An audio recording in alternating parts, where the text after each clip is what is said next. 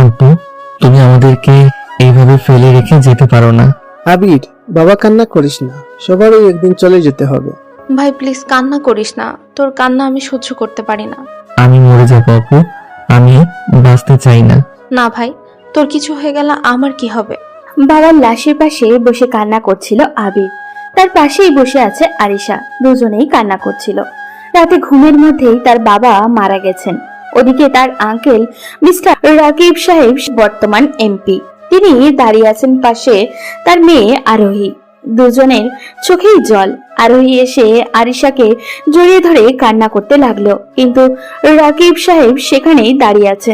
তার চোখের জল কি সত্যি নাকি মিথ্যা সেটা বোঝা দেয়, কেননা তার অধিকাংশই কান্না মানুষকে মিথ্যা আশ্বাস দেওয়ার কান্না, যে আশ্বাস কখনোই পূর্ণতা পায় না। আবির বাবা মায়ের একমাত্র ছেলে। তার বড় একটা বোন আছে, নাম হলো আরিশা। তাদের মা 10 বছর আগে মারা গেছেন, যখন আবিরের বয়স ছিল মাত্র 13 বছর। আজ 10 বছর পর তার বাবাও মারা গেছেন, তাও আবার রাতে ঘুমের মধ্যে। এই 10 বছরে কোনোদিন তার বাবা তাদের মায়ের অভাব বুঝতে পারেনি। আবির আরিশাকে জড়িয়ে ধরে কান্না করতে করতে বলে, আপু, বাবা আমাদেরকে কেন ছেড়ে চলে গেল? মা তো আম্মাকে ছেড়ে অনেক আগেই চলে গিয়েছিল। বাবাকে আঁকড়ে ধরে আমি বাঁচতে চেয়েছিলাম, কিন্তু বাবাও আমাকে ছেড়ে দিয়ে চলে গেল। আমি এখন কাকে নিয়ে বাঁচবো আপু? আরিশা তখন তার ভাইকে শক্ত করে জড়িয়ে ধরে বলে, ভাই আমি আছি তো, বাবা মা আমাদেরকে ছেড়ে চলে যায়নি, আমাদের উপর সবসময় তাদের নজর আছে। আমি আছি তোকে আগলে রাখার জন্য, তুই কখনো কষ্ট পাবি না ভাই। আরোহী তখন আবিরের পাশে এসে চুপচাপ বসে রইল। কি বলে সান্ত্বনা দিবে সে? আবিরের বাবার দাফনের ব্যবস্থা করা হলো। আরিশা নিজের বাবার মুখটা শেষবার দেখে চিৎকার করে কান্না করে উঠল। এবার আবির নির্বাক হয়ে শুধু তার বাবার লাশের দিকে তাকিয়েছিল। এরপর তার বাবাকে জানাজা পড়িয়ে দাফন করা হয়। আবির নিজ হাতে তার বাবার কবরের মাটি দিয়ে আসে। এভাবে দেখতে দেখতে 1 সপ্তাহ কেটে যায়। এই 1 সপ্তাহে বাবার অভাব ঠিকই বুঝতে পেরেছে আরিশা আর আবির। কিছুদিন যেতে না যেতেই নিজেদের আঙ্কেল আন্টির ব্যবহারও তাদের কাছে অদ্ভুত লাগতে শুরু করলো। আবির শুয়েছিল, তখন আরোহী এসে বলল, আবির, এই আবির, ওঠ, কলেজে যাবি না? আবির তখন চুপচাপ উঠে বসে আরোহীকে বলল, আমি আর কোনোদিন কলেজে যাব না, তুই কলেজে চলে যা। তখন আরিশা রুমে আসতে আসতে ভাইয়ের এই কথা শুনে বলে, কেন ভাই, তুই কেন কলেজ যাবি না? তাড়াতাড়ি উঠে কলেজে যা। পড়ালেখা না করলে আব্বুর স্বপ্ন পূরণ করবি কিভাবে? আব্বুর বিজনেসটা কে দাঁড় করাবে? আবির নিজের বোনের কথা আর ফেলতে পারল না, উঠে কলেজে চলে গেল। এই কয়েকদিন আবির কেমন জানি নিস্তব্ধ হয়ে গেছে। আগে অনেক দুষ্টুমি করতো আরোহীর সাথে, কিন্তু এখন চুপচাপ হেঁটে যাচ্ছে। তাই আরোহী বলল, আবির, আমাদের সবাইকে তো একদিন মরতে হবে। বড় আব্বু তো তারই একটা অংশ মাত্র, তাই বলে এভাবে ভেঙে পড়লে চলবে না। আবির কোনো কথা বলছিল না, শুধু চুপচাপ শুনে যাচ্ছিল। এবার আরোহী কিছুটা রেগে যায়, আবিরকে ধাক্কা দিয়ে বলে, এই কি হয়েছে, তুই কথা বলছিস না কেন? আমার ভালো লাগছে না আরোহী, তুই চুপচাপ চল, না হলে আমাকে কাছ থেকে চলে যা, আমি একা যাচ্ছি। আরোহী বুঝতে পারলো আবির এতটাই হার্ট হয়েছে যে এখন তার কাছে পৃথিবীটাকে অন্ধকার মনে হচ্ছে। ওদিকে আবিরের চাচি তাদের 2 ভাই বোনকে সহ্য করতে পারছিল না। তিনি তার স্বামী মিলে তাদের বের করে দেওয়ার প্ল্যান করলো। আবিরের চাচা রুমে বসেছিল, তখন তার বউ মানে আবিরের চাচি রুমে গেল। এই, তুমি কতদিন আর ওদেরকে এভাবে বসে বসে খাওয়াবে? এটা কি কোনো এতিমখানা যে সবাইকে ফ্রিতে খাইয়ে যাবে? তখন আবিরের চাচা মুচকি হেসে বলে, এখনো ওরা ওদের বাবার মৃত্যুর সুখ সয়ে উঠতে পারেনি। এর মধ্যে ওদের এত বড় ধাক্কা দিলে সব শেষ হয়ে যাবে। এর চেয়ে বরং এক কাজ করি, আরো 2-3টা দিন ওয়েট করি, এরপর ওদেরকে বাড়ি থেকে বের করে দিব। ওদের বাড়ি থেকে বের করে দাও তাড়াতাড়ি। আমি আর এসব জ্বালাতন সহ্য করতে পারছি না। আমার এতদিনের স্বপ্ন পূরণ হতে যাচ্ছে। ভাইয়ের সম্পত্তি সব আমার নামে করে নিয়েছি, এখন শুধু ওদেরকে বের করে দিলেই এই পুরো বাড়ি, এই বিজনেস সব আমার হয়ে যাবে। আমি এই বিশাল রাজ্যের রাজা হয়ে যাব। আর আমি সব সেই রাজ্যের রানী। ভাই এত কষ্ট করে সারা জীবন এই সম্পদ অর্জন করলো, আর দেখো আমরা একটা ছোট্ট কাজ করে এই সকল সম্পদ পেয়ে যাব। পৃথিবীটা অদ্ভুত, তাই না? এভাবেই বড়লোক হতে হয়। বেশি ভালো মানুষ হলে পৃথিবীতে বাঁচা যায় না। তুমি মানুষকে ঠকিয়ে, মানুষকে মিথ্যা আশ্বাস দিয়ে সরকারের কাছ থেকে টাকা এনে কাজ না করে যে টাকা জমিয়েছো তা কত সামান্য। কিন্তু দেখো, তোমার ভাই সামান্য একটা বিজনেস করে তার চেয়ে বেশি বড়লোক হয়ে গেছে। সেই বড় লোক হয়ে কি লাভ? এখন দেখো সবকিছু মালিক আমরা হয়ে গেলাম। আবিরের চাচা চাচি হাসতে শুরু করে। এরপর আবিরের চাচি নিচে আসে। তখন আরিশা ড্রয়িং রুমে বসেছিল। আরিশাকে দেখতে পেয়ে সে বলল, সারাদিন এখানে বসে না থেকে আমার সাথে কিছু কাজের সাহায্য করলে হতো হয়। আরিশা তখন আস্তে আস্তে তার চাচিকে বলল, চাচি বলো আমি কি কাজ করব? দেখো, বাড়ির ফ্লোরটা কি ময়লা হয়েছে, এটা একটু মুছে নিলেই তো হয়। ওকে চাচি, আমি করছি। আবিরের চাচি একটা মুখ ভেঙচি দিয়ে বেরিয়ে যায় কিচেনের দিকে। আর আরিশা একটা বালতি নিয়ে এসে ফ্লোর মুছতে থাকে। এটা তাদের সাথে হবারই ছিল। আরিশা কিছুটা বুঝতে পারছিল তার চাচির ব্যবহার। কলেজ শেষ করে আবিরা আর আরোহী বাসায় ফিরে। আবির বাসায় ফিরে তার বোনকে ফ্লোর মুছতে দেখে তাড়াতাড়ি কাছে এসে বলে, আপু, তুই এসব করছিস কেন? তোকে এসব করতে কে বলছে? আমাকে কেউ বলেনি, দেখলাম এই জায়গাটা ময়লা আছে, তাই একটু মুছে নিচ্ছিলাম। খবরদার, তুই এরকম কাজ আর করবি না। তুই কোনোদিন এরকম কাজ করেছিস যে আজ করছিস? ওকে আমি করতে বলছি, সারাদিন বসে বসে কাটায় হাত পায়ে ঝাম ধরে যাবে। বলতে বলতে কিচেন থেকে বেরিয়ে আসে আবিরের চাচি। আবির তখন রাগী সুরে তার চাচিকে বলে, আমি যেন আর কোনোদিন আমার বোনকে দিয়ে কোনো কাজ করাতে না দেখি, না হলে খুব খারাপ হয়ে যাবে। আবিরের চাচি আবিরের কথায় ভীষণ রেগে যায়। রেগে গিয়ে আবিরকে একটা থাপ্পড় দিয়ে বলে, বাবা আদর দিয়ে দিয়ে বেশি বেয়াদব করে দিয়েছে, তাই না? আবির গায়ে হাত দিয়ে দাঁড়িয়ে থাকে। জীবনে কোনোদিন তার বাবা তার গায়ে হাত তোলেনি। আজ বাবা মারা যাওয়ার পর এক সপ্তাহ পার হলো না তার চাচি তাকে মারলো। আবির আর কোনো কথা না বলে নিচের রুমে চলে গেল। তখন আবিরের চাচি মুখ ভেঙচি দিয়ে আরিশাকে বলে, ভাইরাকে তো একটু আদব কায়দা শেখালেও পারো। কিরকম বেয়াদব হয়েছে দেখেছো? তাড়াতাড়ি কাজ শেষ করো, আরো অনেক কাজ বাকি আছে। আর সে তখন চুপচাপ সব কাজ করছিল। ওদিকে আবির রুমে বসে নীরবে কান্না করছিল। বিকেলে আবিরের চাচা আসলো। আবিরের নামে তার কাছে বিচার দেয় তার চাচি। চাচা তখন আবিরকে অনেক বকাবকি করেছে। আবির সারাদিনে একটা বারও রুম থেকে বের হয়নি। রাতে সকল কাজকর্ম শেষে আরিশা ভাইয়ের জন্য খাবার নিয়ে রুমে যায়। গিয়ে দেখে আবির বাবা মায়ের ছবি জড়িয়ে ধরে শুয়ে আছে, হয়তো ঘুমিয়ে গেছে। আরিশা ভাইয়ের কাছে গিয়ে বসলো। আরিশা আবিরের মাথায় হাত বোলাতে লাগলো। আবির জেগে গেল, দেখলো আরিশার চোখে জল। আবির উঠে তার বোনকে জড়িয়ে ধরলো। ওই মহিলা তোকে কোনো কাজ করতে বললে করবি না, তোকে কাজ করতে দেখলে আমার কষ্ট হয়। আর ওই মহিলা আমার গায়ে হাত তুলছে। আমার বাবা কোনোদিন আমার গায়ে হাত তুলেনি। আবির এভাবে কেন বলছিস? উনি আমাদের গুরুজন, আমাদের শাসন করতেই পারেন। গুরুজন মাই ফুড। হয়েছে, এখন ফ্রেশ হয়ে আয়, খাবার আনছি, খেয়ে নিবি। আমার ভালো লাগছে না, তুই খেয়ে নে। কি বলি, সারাদিন কিছুই খাসনি, এখন রাতেও খাবি না বলছিস, কি হয়েছে? কিছু হয়নি আপু, এমনি ভালো লাগছে না। আবির, আমিও কিন্তু সারাদিন কিছুই খাইনি, এখনো না খেয়ে থাকবো?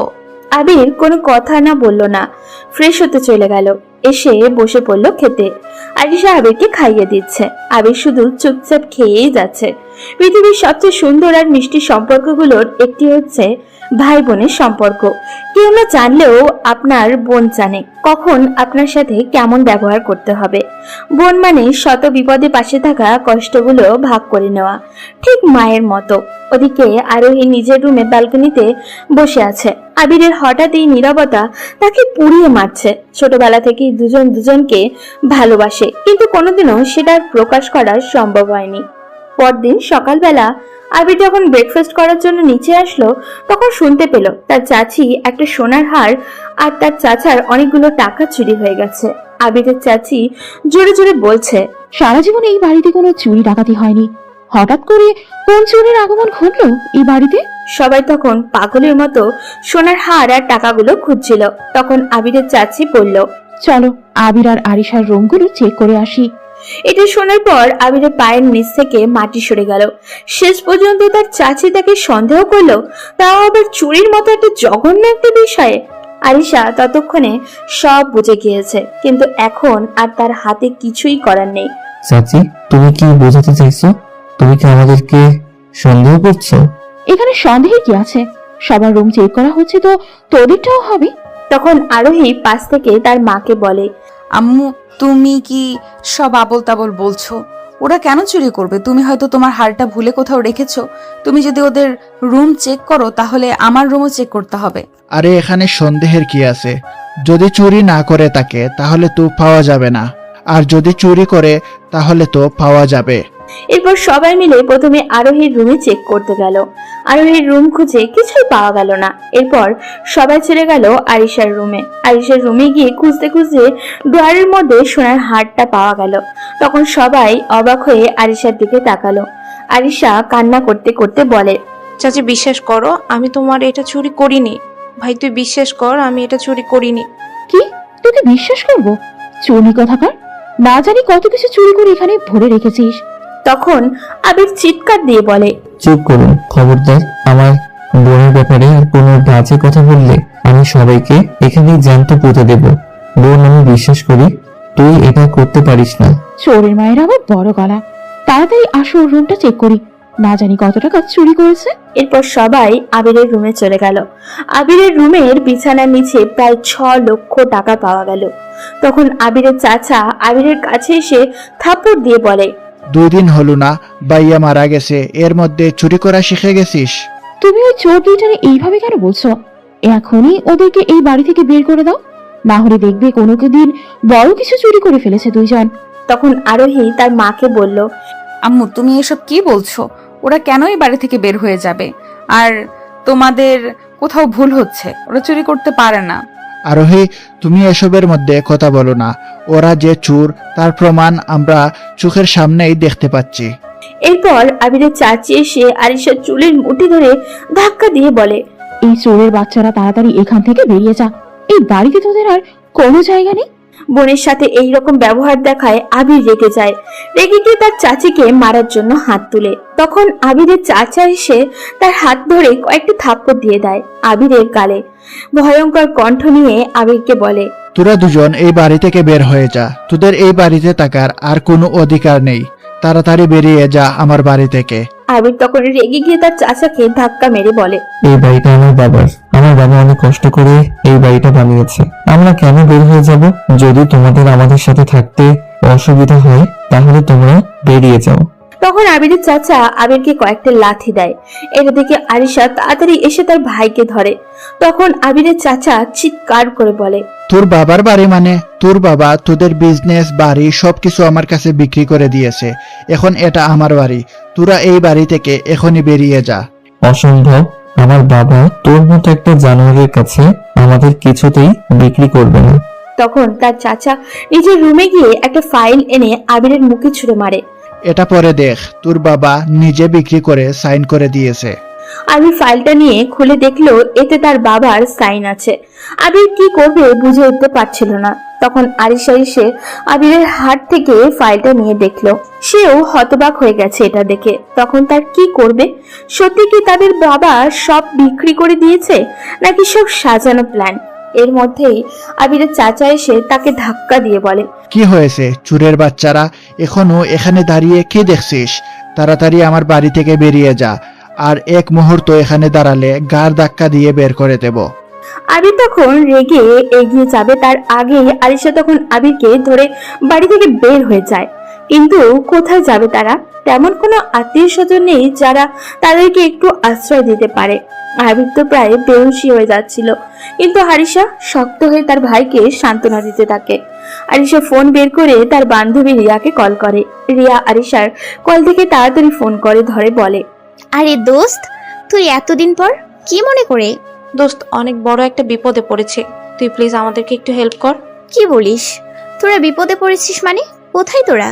দোস্ত, এখন একবার কলেজের এখানে আসতে পারবি? তুই 5 মিনিট ওয়েট কর, আমি এখনই আসছি। সঙ্গে সঙ্গে রিয়া তাদের গাড়ি নিয়ে বেরিয়ে পড়ে। কলেজের কাছে আসতেই আরিশা আর আবিরকে দেখতে পায়। আবির কোনো কথা বলছে না, শুধু চুপচাপ দাঁড়িয়েছিল। তখন আরিশা রিয়াকে সবকিছু বলে। রিয়া পুরো ঘটনা শুনে অবাকের চরম পর্যায়ে পৌঁছে যায়। ও মাই গড, তোদের সাথে এত কিছু হয়ে গেছে, এখন তোরা কি করবি? কিছু করার নেই দোস্ত, এভাবে রাস্তায় রাস্তায় ঘুরবো। বলিস কি দোস্ত? আমার বাসা তো ফাঁকা, আব্বু আম্মু সবাই লন্ডনে থাকে, আমি একা বাসায় আছি, তোরা আমার বাসায় আয়। না দোস্ত, আমরা গিয়ে তোকে ঝামেলায় ফেলতে চাই না। আরে কিসের ঝামেলা, চল তো। আর আমি থাকতে তুই রাস্তায় ঘুরবি, এটা হতেই পারে না। বলে রিয়া আরিশার কথা আবিরকে টানতে টানতে নিজের বাসায় নিয়ে আসে। ওদিকে আবির আর আরিশা বেরিয়ে যাওয়ায় আরোহী কান্না করতে থাকে। আরোহীর মা আরোহীর কাছে গিয়ে বিরক্ত হয়ে বলে, আরোহী, তুই কান্না করছিস কেন? এখন তুই হলি এই বিশাল সাম্রাজ্যের রাজকন্যা, তুই একাই এখানে রাজত্ব করবি। আমার এসব কিছুই লাগবে না, আমার আবিরকে আর আপুকে এনে দাও, তাদের ছাড়া আমি থাকতে পারবো না। কি বলে তোমার মেয়ে, শুনেছ? আমরা এত কষ্ট করে ওদেরকে বাড়ি থেকে বের করলাম, আর ও কিনা ওদেরকে আবার বাসায় আনার প্ল্যান করছে। আরোহীর বাবা আরোহীর দিকে অদ্ভুত চোখে তাকালো। আরোহী তখন চিৎকার করে বলল, এসব কিছু কি তাহলে তোমাদের প্ল্যান ছিল? তোমরা কি প্ল্যান করে ওদেরকে বাসা থেকে বের করে দিয়েছো? তখন আরোহীর মা তোতলাতে তোতলাতে বলল, কেন? আমরা ওদের কেন বের করে দেব? ওরা দোষ করেছে তাই শাস্তি পেয়েছে। তার মানে কি আমি কোনো দিন এরকম কাজ করলে আমাকেও তোমরা বের করে দিবে? ওদের সাথে তোর তুলনা করছিস কেন? তুই আমাদের মেয়ে। ওরা কি তোমাদের ছেলেমেয়ের মতো না? আঙ্কেল তো সারা জীবন আব্বুকে টাকা পয়সা দিয়ে হেল্প করে এসেছে, আর তোমরা এক সপ্তাহ ওদেরকে খাওয়াতে পারলে না? ছি, তোমাদের বাবা মা বলতে আমার ঘৃণা হচ্ছে। আরোহীর মা তখন আরোহীকে একটা থাপ্পড় দিয়ে রুমে পাঠিয়ে দিল। আরোহী কান্না করতে করতে নিজের রুমে চলে গেল। মেয়ের কাণ্ড দেখেছো? আমরা এত কষ্ট করে এত প্ল্যান করে ওদেরকে বাসা থেকে বের করলাম, তোমার আদরে আরোহী এরকম হয়েছে।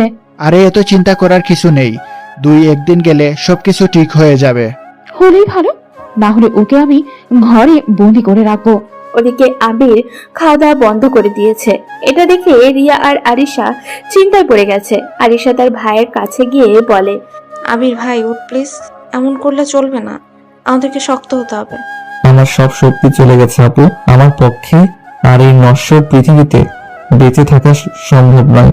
আমি মরে যেতে চাই, আমি আর পারবো না এদের সাথে লড়াই করতে। ভাইয়ের কথায় কিছুটা ভয় পেয়ে যায় আরিশা। তাড়াতাড়ি গিয়ে আবিরকে জড়িয়ে ধরে বলে, আমার মনে হয় আঙ্কেল কোনো ফন্দি করে বাবার কাছ থেকে সব সম্পত্তি হাতে নিয়েছে, না হলে বাবা কখনোই ওই লোকটার কাছে আমাদের সকল সম্পত্তি বিক্রি করতো না, তাও আবার আমাদেরকে কাউকে না জানিয়ে। কিন্তু এখন তো তার হাতে বাড়ির এবং বিজনেসের সকল কাগজপত্র আছে, আমরা কিভাবে তার বিরুদ্ধে লড়বো? আর ও এখন এলাকার মন্ত্রী। আমি তো বলছি না তুই ওর সাথে লড়াই কর, তোকে নিজে কিছু করতে হবে, নিজেই নিজের বাবার স্বপ্ন পূরণ করতে হবে, ওই লোকটার থেকে অনেক বড় কিছু হয়ে দেখাতে হবে। আমি পারবো না আপু, আমার পক্ষে সম্ভব না। কেন পারবি না? তোকে পারতে হবে, আমার জন্য হলেও পারতে হবে। আবির তখন আরিশাকে আরো শক্ত করে জড়িয়ে ধরে বলে, আমি কি পারবো আপু ওদের সাথে লড়াই করতে? কেন পারবি না ভাই? অবশ্যই পারবি। আমি লড়বো আপু, আমি ওদের থেকে অনেক বড় কিছু করে দেখাবো। অবশ্যই পারবি ভাই, ওদের থেকে অনেক বড় হবি তুই, দেখে নিস। ভাই বোনের এমন আবেগ ঘন মুহূর্ত দেখে রিয়াও আরিশা আর আবিরের কাছে এসে বলে, আবির, তুমি নতুন করে সবকিছু শুরু করো, আমরা তোমার সাথে আছি, তুমি যা করবে তাতেই আমরা তোমার পাশে থাকবো, একদিন তুমি ওদের থেকে অনেক বড় হবে। আবির তখন উঠে দাঁড়িয়ে বলে, আমার বোন আমার পাশে থাকলে আমি পৃথিবীর যে কোনো বাধা অতিক্রম করতে পারবো। আপু তুই কোনোদিন আমাকে ভুল বুঝিস না, একদিন দেখবি ওই মিথ্যার দর থেকে সবকিছু ফিরিয়ে এনে তোর পায়ের সামনে ফেলবো, তুই শুধু আমার পাশে থাকিস। তুই যে কাজ করবি তোর বোন তোর সাথে সবসময় থাকবে, তুই এগিয়ে যা ভাই, দোয়া করি তুই যেন সত্যের পথে সবসময় থাকিস। এরপর রিয়া আরিশা আর আবির খাওয়া দাওয়া করে। পরদিন সকাল হতেই আবির বেরিয়ে পড়ে। আরিশাকে শুধু বলে যায় আসতে একটু লেট হবে, এর বাইরে আর কিছুই বলেনি। আবির একটু লেট হবে এর বাইরে কিছুই বলেনি। আবির বের হয়ে যায় কাজের সন্ধানে। কোথাও একটা কাজ পাওয়া গেলে তার নিজেদের খরচটা বহন করতে পারত। কতদিন এভাবে রিয়ার টাকায় চলবে? সেও তো তার বাবা মায়ের টাকায় চলে। এর মধ্যেই তারা দুইজন। রিয়া হয়তো মানবতার খাতিরে কিছুই বলবে না, কিন্তু তাদের বিবেক বলে তো কিছু আছে নাকি? আবির সবে মাত্র অনার্স 2য় বর্ষে উঠেছে, এখন তার পক্ষে ভালো কোনো চাকরি পাওয়া সম্ভব নয়। তাই আবির খুঁজতে লাগলো কোনো জায়গায় সামান্য একটা চাকরি পেলেও সেটা সে করবে। নিজের বাবার অভাব সে প্রতি মুহূর্তে রাস্তা দিয়ে হাঁটার সময় টের পাচ্ছিল। যে আবির কোনোদিন গাড়ি ছাড়া চলাফেরা করেনি, আজ তার পকেটে রিক্সা ভাড়া দেওয়ার মতো টাকা নেই। আবির সারাদিন ঘুরে নিরাশ হয়ে সন্ধ্যায় বাসার দিকে রওনা দেয়। ওদিকে আরিশা আর রিয়া চিন্তায় বারবার কল দিচ্ছিল আবিরকে, কিন্তু আবির ফোন ধরছিল না। চিন্তায় আরিশা খাওয়া দাওয়া বন্ধ করে দিয়েছিল। রিয়া, আমার ভাইটা কই গেল রে? এভাবে তো কখনো আমাকে না বলে কোথাও যায় না, তাহলে আজ কেন আসছে না? সন্ধে হয়ে গেল। তুই কোনো টেনশন করিস না, ও তো বলে গেল তার ফিরতে একটু লেট হবে। তাহলে কেন এরকম করছিস? দেখবি একটু পরে ফিরে আসবে। সত্যি প্রায় 20 মিনিট পর দরজায় কেউ নক করলো। আরিশা দৌড়ে দরজা খুলে আবিরকে দেখে চাপটে জড়িয়ে ধরলো। এতক্ষণ কোথায় ছিলে আবির? আমি কত টেনশন করছিলাম। সে সকালে বেরিয়ে গেছিলে আর এখন ফিরে আসছিস। সারাদিন কোথায় ছিলে? আপু, তুমি এত টেনশন করছো কেন? আমি একটা কাজে বাইরে গিয়েছিলাম। আচ্ছা, পরে কথা শুনবি, এখন চল। ও হয়তো সারাদিন কিছু খায়নি। আগে চল, খেয়ে নিবি, তারপর কথা বলবি। এরপর রিয়া আবির আর আরিশাকে খেয়ে নিতে বলে। খাওয়া দাওয়া করে আবির নিজের রুমে গিয়ে বসেছিল। কি করবে কিছুই বুঝে উঠতে পারছিল না। অনেক হাঁটাহাঁটি করার পরেও কোনো চাকরি ম্যানেজ করতে পারলো না। তখন আরিশা রুমে এসে আবিরকে এভাবে বসে থাকতে দেখে জিজ্ঞাসা করলো, ভাই, তুই কি নিয়ে এত টেনশন করছিস? কিছু না আপু। আমি না তোর বোন? তাহলে কেন আমাকে তোর সবকিছু খুলে বলছিস না? কি হয়েছে তোর? আবির তখন আরিশার কাছে এসে বলে, আপু, আমি আজ সারাদিন অনেক অফিসে গিয়েছি, কিন্তু কোথাও কেউ আমাকে একটা চাকরি দেয়নি।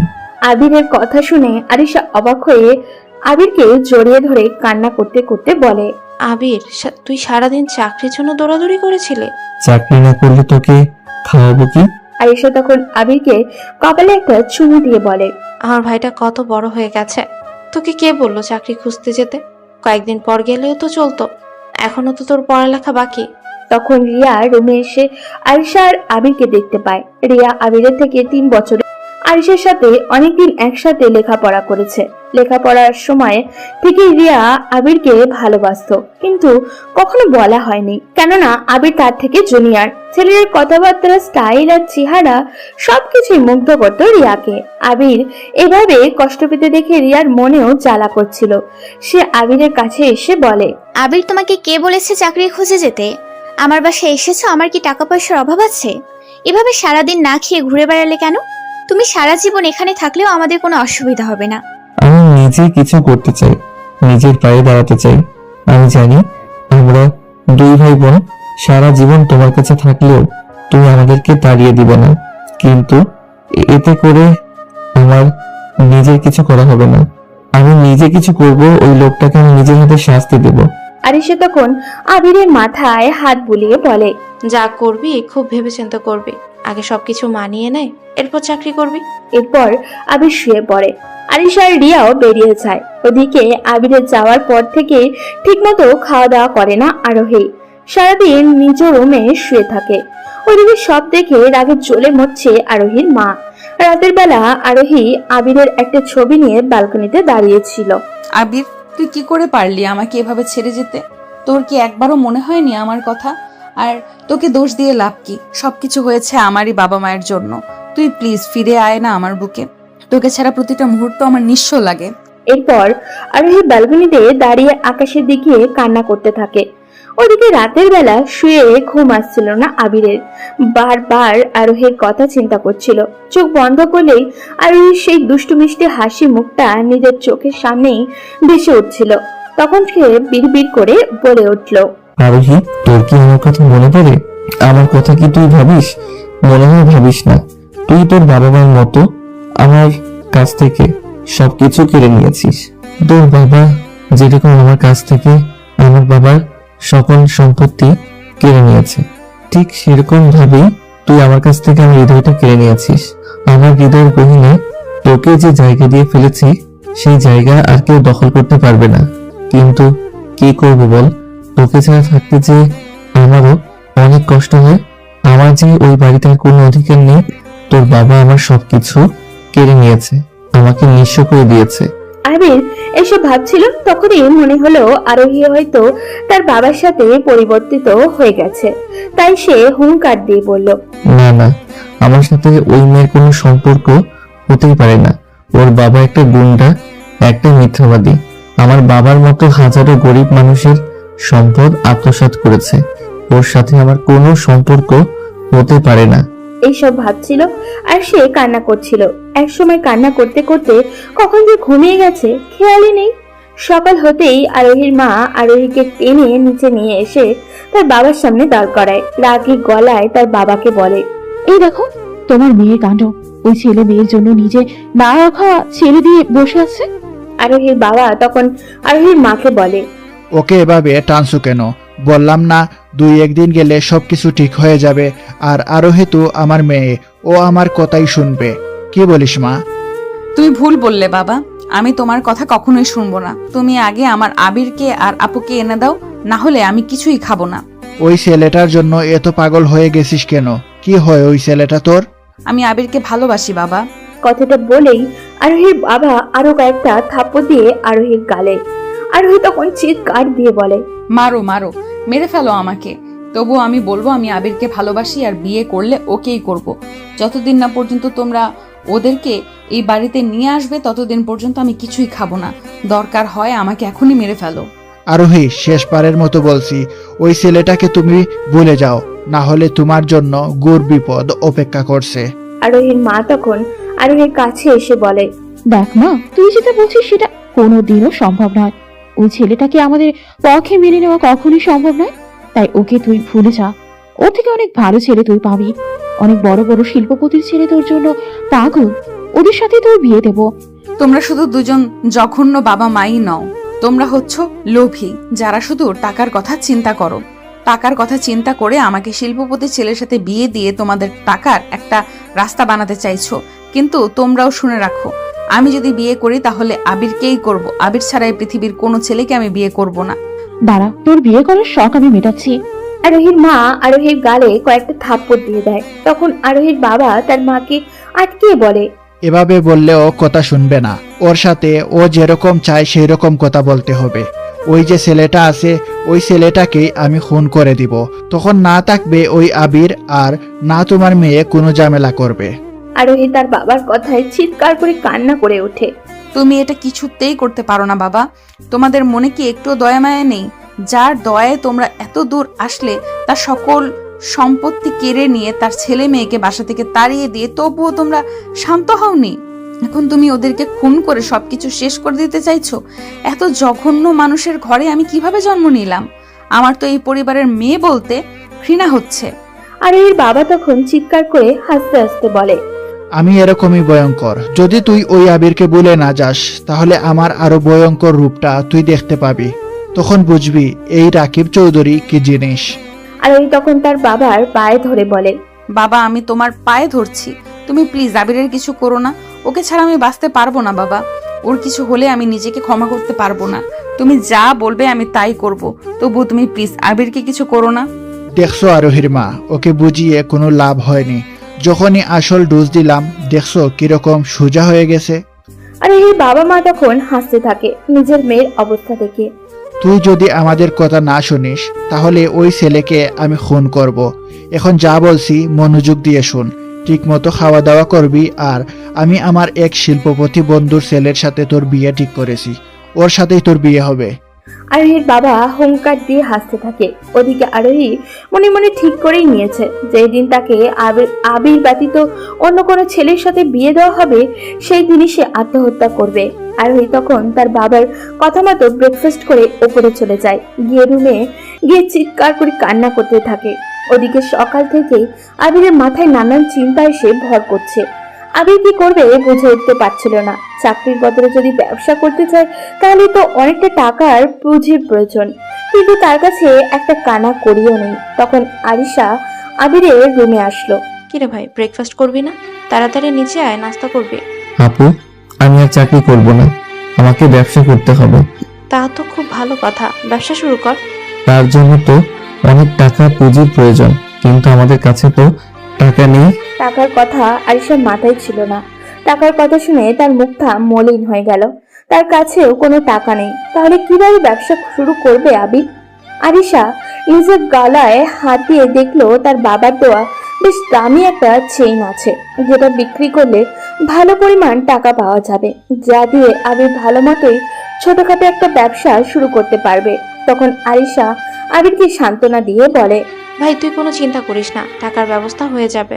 তুই শুধু চিন্তা কর কি ব্যবসা করবি। কিন্তু তুই এত টাকা কিভাবে ম্যানেজ করবি? সেটা নিয়ে তোকে ভাবতে হবে না, তুই শুধু মনোযোগ দিয়ে ব্যবসা কর। এখন চল নিচে আয়, ব্রেকফাস্ট করবি। আবির আর কোনো কথা না বলে নিচে চলে গেল ব্রেকফাস্ট করতে। ব্রেকফাস্ট করে আবার উপরে আসলো। আরিশা তখন রিয়াকে ডেকে বলল, আজকে একবার বাইরে যেতে হবে দোস্ত। কেন, কি হয়েছে? আসলে দোস্ত একটু জুয়েলারি দোকানে যেতে হবে, আমার গলার চেনটা বিক্রি করে দিব। আমি ব্যবসা করতে চাইছি, কিন্তু ব্যবসা শুরু করতে হলে তো অনেক টাকার প্রয়োজন। তোর মাথা ঠিক আছে? তুই কি বলতে চাচ্ছিস? এটা আঙ্কেল তোকে কত শখ করে এনে দিয়েছিল, আর তুই সেটা বিক্রি করে দিবি? টাকা দরকার হলে আমি দেব। না দোস্ত, এটা হয় না। আর আবিরও তোর দেয়া টাকা নিবে না। এর চেয়ে ভালো চল এটা বিক্রি করে দিই। আচ্ছা, তুই যখন এটা বিক্রি করবি তাহলে আমার কাছে বিক্রি করে দে। এটার বিনিময়ে আমি তোকে টাকা দিয়ে দিচ্ছি। তুই যেদিন টাকা ফিরিয়ে দিবি সেদিন এটা ফেরত দিয়ে দেব। আরিশা গিয়ে রিয়াকে জড়িয়ে ধরে বলে, তুই সত্যি আমার বেস্ট ফ্রেন্ড রে। হয়েছে, আর ঢং করতে হবে না, এখন চল। এরপর রিয়া গিয়ে তার ড্রয়ার থেকে 5 লক্ষ টাকা এনে আরিশাকে দেয়। আরিশা তখন তার গলার চেনটা খুলে রিয়াকে দিতে গেলে রিয়া আটকে দেয়। এই কি করছিস? তোর গলার চেনটা খুলছিস কেন? এটা তো তোর এখন। এটা আমার, কিন্তু এটা আমি আমার বান্ধবীকে দিয়েছি পরার জন্য। না না দোস্ত, এটা তুই কিনে নিয়েছিস, তুই নিয়ে যা। বললাম না তোর কাছে রাখ। কলেজ লাইফে মনে নেই তোর কত জিনিস এনে আমি দিনের পর দিন রাখছি? যেদিন আবির সব টাকা পরিশোধ করে দেবে সেদিন এটা তোর হয়ে যাবে। এর আগে তুই ফ্রেন্ড হিসেবে এটা তোর কাছে রাখ। আর তোর গলায় চেন না দেখলে আবির অনেক কষ্ট পাবে। আরিশা তখন রিয়াকে জড়িয়ে ধরে বলে, দোস্ত তুই আমাদের জন্য এত করছিস, কিন্তু আমরা তোর জন্য কিছুই করতে পারছি না। তোর এই ঋণ আমি কিভাবে শোধ করব? যেদিন আবির অনেক টাকা ইনকাম করবে সেদিন তোর কাছে আমি বড় কিছু একটা চাইবো, সেদিন কিন্তু না করতে পারবি না। তুই কি এমন চাইবি? তোর জন্য নিজের জীবন দিতেও আমি দ্বিধা করব না। রিয়া মনে মনে ভাবতে থাকে, আমি তো চাইবো তোর এই ভাইটাকে সারা জীবনের জন্য আমার করে নিতে। তুই কি দিবি আমাকে তোর ভাইটাকে সারা জীবনের জন্য? দোস্ত কি এত ভাবছিস? আরে কিছু না, এমনি বললাম। এখন তুই যা, গিয়ে এই টাকাটা আবিরকে দে। এরপর আরিশা হাসি মুখে আবিরের কাছে যায়, গিয়ে আবিরকে টাকাটা দেয়। আবির তখন টাকাটা হাতে নিয়ে আরিশাকে জিজ্ঞাসা করে, আপু, তুই এত টাকা কোথায় পেলি? কেন, রিয়া দিয়েছে। তুই কেন ওনার কাছ থেকে টাকাগুলো আনতে গেলি? উনি আমাদের জন্য এত কিছু করেছে, এটাই তো অনেক। আমি আনতে চাইনি রে, ও জোর করে দিয়েছে। তুই এই টাকাটা ফিরিয়ে দিয়ে আয়। কে আমার টাকা ফিরিয়ে দিবে? খুন করে দিব তাকে। রুমে ঢুকতে ঢুকতে কথাটা বলল রিয়া। আবির নীরব হয়ে দাঁড়িয়েছিল। তখন রিয়া বলল, এই টাকাটা আমি এমনি এমনি দেইনি। যেদিন তুমি অনেক টাকা ইনকাম করবে সেদিন আমার টাকাটা ফিরিয়ে দিতে হবে। আমি আমার রক্ত বিক্রি করে হলেও তোমার টাকা পরিশোধ করবো আপু। বলে আবির রিয়াকে জড়িয়ে ধরে। রিয়া যেন বিদ্যুতের শক খেলো। এই প্রথম তার প্রিয় মানুষটা তাকে জড়িয়ে ধরল। রিয়া বিমোহিত হয়ে আবিরের স্পর্শ অনুভব করছিল। তখন আবির রিয়াকে ছেড়ে দিয়ে সোফায় বসে বলে, আচ্ছা আপু, আমি কি ব্যবসা করব? এই ছেলে বলে কি? এতক্ষণ বললো ব্যবসা করবে, এখন কি ব্যবসা করবে সেটাও আমাদেরকে বলে দিতে হবে? আমার তো কিছুই মাথায় আসছে না। অনেকগুলো জিনিস মাথায় ঘুরপাক খাচ্ছে, কিন্তু কোনোটাই শিওর হতে পারছি না। তা তোমার মাথায় কি কি আসছে বলো, আমি আর আরিশা মিলে সিলেক্ট করে দিব। যেহেতু আমার পুঁজি খুব সামান্য, তাই রেস্টুরেন্ট ব্যবসা অথবা ছোটখাটো কাপড়ের ব্যবসা করা ছাড়া তো কোনো উপায় নেই। তুমি বরং রেস্টুরেন্টে ব্যবসাটাই করো, মাঝে মাঝে আমি আর আরিশা গিয়ে তোমার রেস্টুরেন্টে খেয়ে আসবো। বলেই হাসতে শুরু করলো রিয়া। আমারও তাই মনে হয় ভাই, এখন রেস্টুরেন্টের ব্যবসাটা তোর জন্য ভালো হবে। তোমরা যখন বলছো রেস্টুরেন্ট ব্যবসা, তখন আমি রেস্টুরেন্ট ব্যবসাটাই করব। ওকে, তাহলে শুরু করে দাও আজকে থেকে। ওকে, আমি এখনই যাচ্ছি একটা জায়গায় ম্যানেজ করতে। তখন আবির বাড়ি থেকে বেরিয়ে যায়, আর রিয়া আর আরিশা সেখানেই বসে থাকে। রিয়া, আমার ভাইটা কি পারবে এমন ব্যবসা সামলাতে? ও এসব কাজ কোনোদিন করেনি। তুই একটু বেশি চিন্তা করিস। ওকে এখনো বাচ্চা, ও এখন বড় হয়েছে, ওকে ওর মতো চলতে দে। দেখবি ও একদিন অনেক বড় কিছু করবে। আমার ভাইটার জন্য দোয়া করিস রে। তোর ভাইয়ের প্রতি আমার বিশ্বাস আছে, দেখবি ও একদিন আমার স্বপ্নের রাজকুমারের মতো বড় হয়ে আমাকে নিয়ে যেতে আসবে। কিরে, কি এত ভাবছিস? না কিছু না। আবির বেরিয়ে তার বন্ধু বিজয়কে কল দেয়। বিজয় তখন চায়ের দোকানেই বসেছিল। সেও পড়াশোনা করে এখন বেকার অবস্থায় ঘুরে বেড়াচ্ছে। আরে দোস্ত, তুই এতদিন পর কি ব্যাপার? দোস্ত, তুই এখন কোথায়? এই তো ক্যাম্পাসের সামনে চায়ের দোকানে বসে চা খাচ্ছি। আচ্ছা, তুই ওখানে ওয়েট কর, আমি আসছি। ওকে আয়। আবির তখন ক্যাম্পাসের সামনে চায়ের দোকানে যায়, গিয়ে চায়ের দোকানদারকে 1 কাপ চা দিতে বলে বিজয়ের কাছে বসে। কি হয়েছে তোর? আবির তখন তার সাথে ঘটে যাওয়া সব ঘটনা খুলে বলে বিজয়কে। বিজয় অবাক হয়ে শুধু আবিরের কথাগুলো শুনছিল। ও মাই গড, তোর সাথে এত কিছু হয়ে গেছে আর আমরা কিছুই জানতে পারলাম না। আচ্ছা এসব বাদ দে, এখন আমি একটা কাজ শুরু করব, তুই একটা দোকানের ব্যবস্থা করে দিতে পারবি? কি করবি তুই? কিছু টাকা আছে, এগুলো দিয়ে ছোটখাটো একটা রেস্টুরেন্ট দেবো। আচ্ছা, আমার বাবার একটা দোকান আছে, অনেকদিন থেকে বন্ধ, চল ওইটাতেই শুরু করি, এতে করে দোকানের ভাড়াটাও বেঁচে যাবে। ওকে দোস্ত, তাহলে তো খুব ভালো হয়, কিন্তু আঙ্কেল কি রাজি হবে? ওসব নিয়ে তুই চিন্তা করিস না, বাবা তো একটাই রাজি। আমাকে অনেকবার বলেছে এখানে একটা দোকান দিতে, কিন্তু আমি এসবের মধ্যে ছিলাম না। এখন তুই যখন বলছিস, তাহলে দুজন মিলে রেস্টুরেন্টটা খুলি, চল। তাহলে চলো দোকানে যাই। আবির আর বিজয় মিলে দোকানে যায়। দোকানটা অনেকদিন ধরে বন্ধ থাকায় অনেক ধুলোবালি আর ময়লা জমেছিল। আবির আর বিজয় মিলে সব পরিষ্কার করে। এরপর দোকানে কিছু প্লাস্টিকের চেয়ার আর প্রয়োজনীয় কিছু জিনিসপত্র কিনে সেট আপ করে নেয়। এরপর দুজনে বাজারে গিয়ে কাঁচা মাল সহ যা দরকার সব নিয়ে আসে। আস্তে আস্তে রাত প্রায় 10টা বেজে যায়। বাসায় এসে দরজায় নক করে। সে জানতো আরিশা তার জন্য অপেক্ষা করছে। নক করতেই আরিশা এসে দরজা খুলে দেয়। আবির সব কাঁচামাল নিয়ে বাড়িতে প্রবেশ করে। তুই এত রাত পর্যন্ত কোথায় ছিলে? বিজয় আছেন আমার বন্ধু, ওর বাবার একটা দোকান আছে, ওদের ওখানে স্টার্ট করলে দোকান ভাড়াটাও বেঁচে যাবে, তাই ওদের দোকানটা পরিষ্কার করে কাঁচামাল কিনতে গিয়েছিলাম। আস্তে আস্তে একটু দেরি হয়ে গেল। সারাদিনে কি কিছু খেয়েছিস? হ্যাঁ খেয়েছি, তুমি খেয়েছো? কি খেয়েছিস সেটা তোর মুখ দেখে বোঝা যাচ্ছে। এখন তাড়াতাড়ি চল, একসাথে খেয়ে নি। আবির হাত মুখ ধুয়ে ফ্রেশ হয়ে নেয়। ফ্রেশ হয়ে একসাথে খাওয়া দাওয়া করে সবাই গল্প করতে বসে। তখন রিয়া বলে উঠল, তোমাদের রেস্টুরেন্টের জন্য একজন শেফ দরকার, সে কথা কি মনে আছে? রেস্টুরেন্ট দেবে ভালো কথা, রান্না করবে কে? আবির তখন হতবাক হয়ে বলল, ও মাই গড, আমি তো এটা ভুলেই গেছি, সব কাঁচামাল কিনে আনলাম কিন্তু সে ঠিক করলাম না। শেফের দরকার নেই, প্রথম কয়দিন আমি রান্না করে দিব। আম্মুর কাছ থেকে অনেক রান্নাই তো শিখেছিলাম, সেগুলো দিয়েই শুরু কর, আস্তে আস্তে সব ব্যবস্থা করবি। তাহলে তো আর কোনো চিন্তাই রইল না। এখন থেকে হেড কুক মিস আরিশার সাথে হেল্প করবে অ্যাসিস্ট্যান্ট কুক মিস রিয়া। তাহলে রেস্টুরেন্টের নাম কি হবে? আমি একটা নাম সিলেক্ট করছি। কি নাম? আমি আমার এই ছোট্ট প্রতিষ্ঠানের নাম দিব AR রেস্টুরেন্ট। এতে করে আমার আব্বু রফিক চৌধুরী নামের আর অক্ষর থাকবে, আর আমার আর আপন নামের এও থাকবে। কিন্তু আমার নামের আর যে ঢুকিয়ে দিলা তার বেলায়? সবাই তখন একসঙ্গে হেসে ওঠে। আবির ওপরে চলে যায়, গিয়ে শুয়ে পড়ে। পরদিন সকালবেলা আরিশা কিচেনে ব্রেকফাস্ট তৈরি করছিল, তাই রিয়াকে বলল আবিরকে ডেকে আনতে। রিয়া হাসি মুখে আবিরের রুমের দিকে যায়। আবির তখন ঘুমিয়েছিল। রিয়া আবিরের ঘুমন্ত মুখটার দিকে তাকিয়ে থাকে। কি অদ্ভুত তোমার মোহ! তুমি কি হবে আমার স্বপ্নে দেখা সেই রাজকুমার? তোমাকে আমি একান্ত আমার করে চাই। রিয়া গিয়ে আবিরের মাথায় হাত দেয়। তার পুরো হাত যেন শিহরিত হচ্ছিল। সে আস্তে আস্তে আবিরকে ডাক দেয়, আবির, এই আবির, ওঠো, ব্রেকফাস্ট করবে। আবির তখন গভীর ঘুমে মগ্ন। রিয়ার অনেক ইচ্ছা করছিল আবিরের নরম গালে একটা কিস করতে, কিন্তু যদি আবির জেগে যায়, রিয়া ভয় পেয়ে সরে আসে। কিছু সময় ওয়েট করে আবারও আবিরের কাছে যায়। এবার সে আবিরকে হালকা ধাক্কা দিয়ে বলে, এই আবিরের বাচ্চা, উঠিস না কেন? রিয়া অনেক জোরে ধাক্কা দিয়েছিল, তাই আবিরের ঘুমটা ভেঙে যায়। আবির হকচকিয়ে উঠে বলে, এই কে? আমাকে এভাবে ধাক্কা দিল কে? তখন রিয়া পাশ থেকে বলে ওঠে, এই যে নবাব সাহেব, আমি। ও তুমি? কি হয়েছে আপু? আজ না তুমি রেস্টুরেন্ট স্টার্ট করবে? এত দেরি করে ঘুম থেকে উঠলে তো ব্যবসার 12টা বাজিয়ে দিবে। ও সরি, আমি তো ভুলেই গিয়েছিলাম, আমি এক্ষুনি রেডি হয়ে আসছি। বলেই আবির দৌড় দিল ওয়াশরুমের দিকে। ওদিকে আবিরের কাণ্ড দেখে মুখ টিপে হাসছিল রিয়া। আবির ফ্রেশ হয়ে নিচে আসে। কই তুই?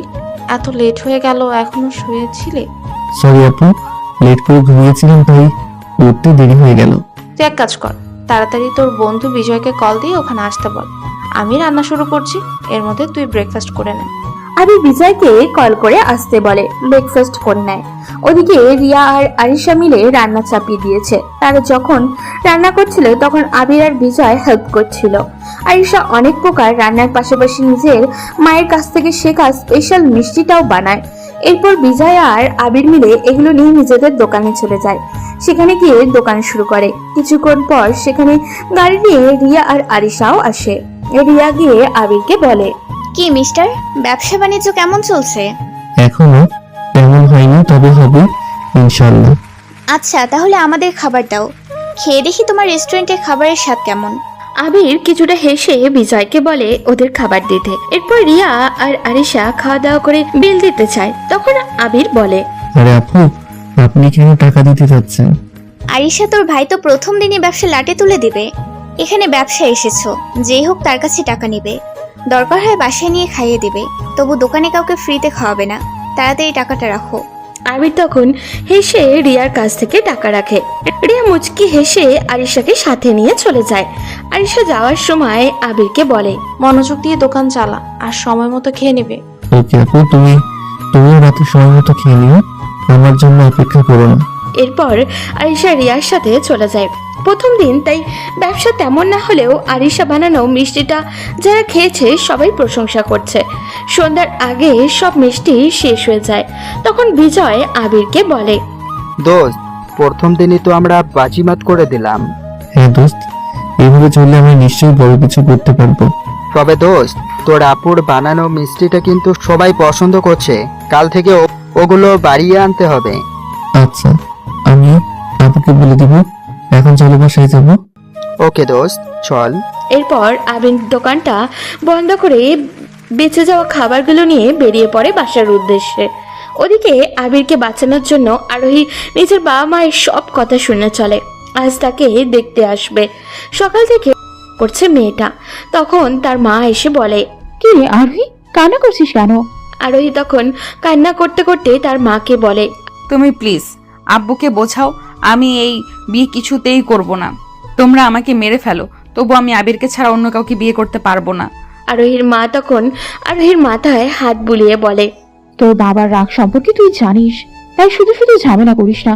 এর চেয়ে ভালো ওই ছেলেটাকে ভুলে গিয়ে তোর বাবার পছন্দ করা ছেলেকে বিয়ে করে ফেল। ওরা এখন এই পরিবারের কেউ না, ওরা রাস্তার ছেলে মেয়ে। আর তুই ভাবলি কি করে একটা রাস্তার ছেলের সাথে তোর বিয়ে দেবো? আরোহী কান্না করতে করতে তার মায়ের পায়ে ধরে বলে, আম্মু, তোমরা কেন বুঝতে পারছো না? আমি আবিরকে ভালোবাসি, আমি কিছুতেই এই বিয়ে করতে পারবো না। এই বিয়ে হলে আমি মারা যাব। তখন আরোহীর মা কিছু না বলে তার রুম থেকে বেরিয়ে যায়। আর আরোহী সেখানে বসেই কান্না করতে থাকে। সন্ধ্যা হতেই তার বাবার বন্ধু আর তার ছেলে এসে আরোহীর বাবা আরোহীকে নিতে তার রুমে আসেন। এসে দেখেন আরোহী এখনো রেডি হয়নি, বসে বসে কান্না করছে। তার বাবার কাছে এসে বলে, আরোহী, তুই এখনো রেডি হসনি? আমার বন্ধু আর তার ছেলে তো এসে গেছে, তাড়াতাড়ি রেডি হয়ে নিচে আয়। বাবা, আমি যেতে পারবো না। আমি আবিরকে ছাড়া অন্য কারোর জন্য বিয়ের সাথে সাজবো না। আরোহীর বাবা তখন আরোহীর কাছে এসে ভয়ঙ্কর একটা হাসি দিয়ে বলে, যা বলছিস ভেবে বলছিস তো? তুই বিয়েতে রাজি না হলে ওই আবিরকে কিন্তু আমি দুনিয়া থেকে তুলে দেব। আরোহী তখন তার বাবার দিকে অসহায় দৃষ্টি দিয়ে বলে, তুমি প্লিজ ওর কিছু করো না। আমি তোমার কথা মতো সব করব। তুমি প্লিজ আবিরকে কিছু করো না। তাহলে তাড়াতাড়ি রেডি হয়ে নিচে আয়, আমার বন্ধু আর তার ছেলে অপেক্ষা করছে অনেকক্ষণ ধরে। আরোহী তখন কোনো মতে শাড়িটা পেঁচিয়ে নিচে আসে। কান্নায় বুকটা ফেটে যাচ্ছে তার, কিন্তু কিচ্ছু করার নেই। তার বাবা তাকে বলি দিয়ে দিয়েছে টাকার কাছে। এইরকম একটা জঘন্য পরিবারে তার জন্ম হয়েছিল কেন কেন হয়েছিল সেটা সে নিয়ে আফসোস করতে লাগলো। সোফায় বসে সামনে থাকা ছেলেটাকে দেখে কিছুটা ভয় পেয়ে যায় আরোহী। ছেলেটা লুলুক দৃষ্টি নিয়ে তার দিকে তাকিয়েছিল। আরোহী কিছুক্ষণ সেখানে বসে উপরে চলে আসে। ওদিকে দোকান থেকে বাসায় ফিরতেই আরিশা এগিয়ে গিয়ে আবিরকে জিজ্ঞাসা করলো, বেচাকেনা কেমন হলো আবির? আলহামদুলিল্লাহ, খুব ভালো হয়েছে আপু। সন্ধ্যার সাথে সাথে তোমার বানানো মিষ্টিটা শেষ হয়ে গেছে। সবাই এটা অনেক পছন্দ করেছে, কিন্তু খাবার কিছুটা রয়ে গেছে। কাল থেকে এগুলো কমিয়ে বেশি করে মিষ্টি বানাতে হবে। যাক, মনে কিছুটা শান্তি পেলাম তোর কথা শুনে। কাল থেকে আমি আরো বেশি করে মিষ্টি বানিয়ে দেব। এরপর আবির উপরে চলে যায় ফ্রেশ হতে। নিচে এসে খাওয়া দাওয়া করে ছাদে চলে যায়। আজ অমাবস্যার রাত। পৃথিবীটা পুরো অন্ধকার, ঠিক আবিরের জীবনের মতো। সে তার ছোটবেলার ভালোবাসাকে হারিয়েছে। আবির তখন একা একা দাঁড়িয়ে অন্ধকারে আরোহীকে অনুভব করছিল। আবিরকে ছাদে আসতে দেখে রিয়াও পেছন পেছন যায়। আবির চুপচাপ এক কোণে দাঁড়িয়ে আছে। রিয়া গিয়ে পেছনে দাঁড়ায়। আবির, মন খারাপ? হঠাৎ করেই কারোর কণ্ঠ শুনে কিছুটা ভয় পেয়ে পিছনে তাকায় আবির। তুমি এত রাতে এখানে কি করো আপু? এই প্রশ্ন তো আমারও। আমি তোমাকে আসতে দেখে আসলাম। তুমি এত রাতে এখানে কি করো? আমার অমাবস্যার রাত খুব ভালো লাগে, তাই এখানে এসে দাঁড়িয়ে আছি। তুমি তো আজব পাবলিক। মানুষ পূর্ণিমা পছন্দ করে, আর তুমি কিনা অমাবস্যা। আমার জীবনের বেশিরভাগ মুহূর্তই কাটে অমাবস্যার মতো অন্ধকারে, তাই আমি অন্ধকার ভালোবাসি। ও, তা জীবনে কখনো প্রেম করেছো তুমি? রিয়ার কথাটা কিছুটা চমকে যায় আবির। অদ্ভুত চাহনি নিয়ে প্রশ্ন করে। হঠাৎ এই প্রশ্ন কেন আপু? না, এমনি বললাম, কারোর সাথে প্রেম করো?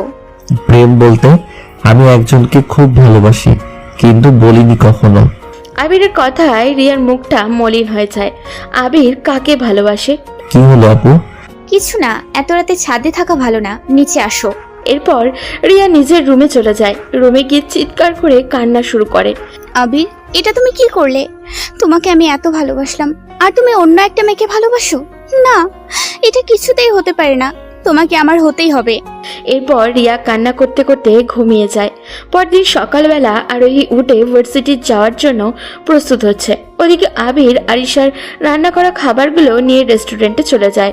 কলেজ শেষ করে বাসায় ফিরছিল আরোহী।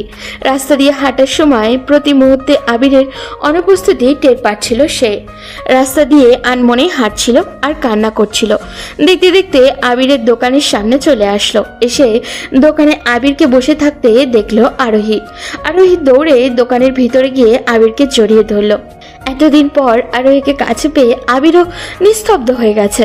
তবে তার এই রকম হলে চলবে না, তাকে শক্ত হতে হবে। আবির আরোহীকে ছাড়িয়ে নিয়ে বলল, ম্যাম বলুন, কিভাবে আপনাকে সাহায্য করতে পারি? কি খাবেন অর্ডার করুন। আরোহী আবিরের এমন অপরিচিত কথাবার্তায় আরো কষ্ট পায়। কান্না করে আবিরকে বলে, আবির, তুই এসব কি বলছিস? প্লিজ এইসব করিস না। তোকে ছাড়া আমার এক মুহূর্ত ভালো লাগে না, নিজেকে শেষ করে দিতে ইচ্ছে করে। দেখুন ম্যাম, আমি আপনাকে চিনি না, এটা একটা রেস্টুরেন্ট। যদি কিছু খেতে চান তাহলে গিয়ে অর্ডার করুন, এর বাইরে কোনো কথা বলবেন না। আবির, তোর এরকম ব্যবহারে আমার কষ্ট হচ্ছে। আমি কিন্তু সুইসাইড করব, তুই প্লিজ এরকম করিস না। আবির এবার কিছুটা রেগে যায়। আরোহীর কাছে গিয়ে বলে, এই মেয়ে, কতবার বলছি না, কিছু খাবার হলে অর্ডার করো, নইলে এখান থেকে বেরিয়ে যাও। তোমার বাবা তো আমার সবকিছু কেড়ে নিয়ে নিঃস্ব করে দিয়েছে, এরপরেও কি তোমাদের শান্তি হয়নি? এখন কি আমার এই ছোট্ট দোকানটাতে ঝামেলা করতে এসেছো? আবির, তুই এটা কি বলছিস? আমি কখনোই চাইনি তোরা ওই বাড়ি থেকে বেরিয়ে আসিস, কিন্তু ওই দুইটা জঘন্য মানুষ টাকার লোভে সবকিছু ধ্বংস করে দিয়েছে। এখন আমার জীবনটাও শেষ করে দিতে চাইছে। তুই প্লিজ বল আপু কোথায়? আমি আপুর সাথে দেখা করতে চাই। আপু যেখানে থাকুক তাতে তোমার কি? এই মুহূর্তে আমার দোকান থেকে বেরিয়ে যাও, আর এক মুহূর্ত এখানে দাঁড়াবে না। না, আমি যাব না। আমার কিন্তু এবার রাগ উঠে যাচ্ছে। রিকোয়েস্ট করছি, প্লিজ আমাদের একটু শান্তিতে বাঁচতে দাও। তোমাদের জ্বালা সহ্য করার মতো ক্ষমতা আমার নেই। তোমরা প্লিজ আমাদের মাঝখানে আর এসো না। আবিরের কথায় আরোহী অনেক কষ্ট পায়। কান্না করতে করতে রেস্টুরেন্ট থেকে বের হয়ে যায়। আবিরও কিছু বলছে না, নির্বাক হয়ে তার চলে যাওয়ার দিকে তাকিয়ে আছে। ওদিকে আবিরের ভালোবাসার কথা শুনে রিয়া কেমন জানি হয়ে গেছে। কোনো কথা বলে না, এটা আরিশা লক্ষ্য করেছে। ওদিকে আরোহী কান্না করতে করতে বাসায় গিয়ে দেখতে পায় তার বাবা তার মাকে মারধর করছে। এখন প্রতিদিনের স্বাভাবিক চিত্র হয়ে গেছে এটা। তার বাবা টাকার লোভে এতটাই পাগল হয়ে গেছেন যে জুয়ার জড়িয়ে পড়েছে। সারাদিন ড্রিঙ্কস করে আর জুয়া খেলার মধ্যেই থাকেন। মন্ত্রীদের পদ হারানোর পথে। মিডিয়ায় তাকে নিয়ে একের পর এক বাজে নিউজ করা হচ্ছে। চারিদিক থেকে লোনের বোঝা এসে মাথায় পড়েছে। জুয়ার নেশায় সবকিছু হারিয়েছেন তিনি। ওদিকে রিয়ার এরকম চুপ থাকা দেখে আরিশা কাছে গিয়ে জিজ্ঞাসা করলো, কিরে দোস্ত, দুদিন থেকে দেখছি তুই কেমন চুপচাপ হয়ে গেছিস, কি হয়েছে তোর? কিছু না দোস্ত, এমনি ভালো লাগে না এখন। তুই আমার বান্ধবী না, কেন এমন করছিস বল আমাকে। কেউ কি কিছু বলেছে? আরিশা, তোকে না বলেছিলাম আমি একদিন বড় কিছু একটা চাইবো, কিন্তু একটু আগেই চেয়ে নিচ্ছি, নইলে ওটা হারিয়ে যাবে। তুই কি চাইবি বল?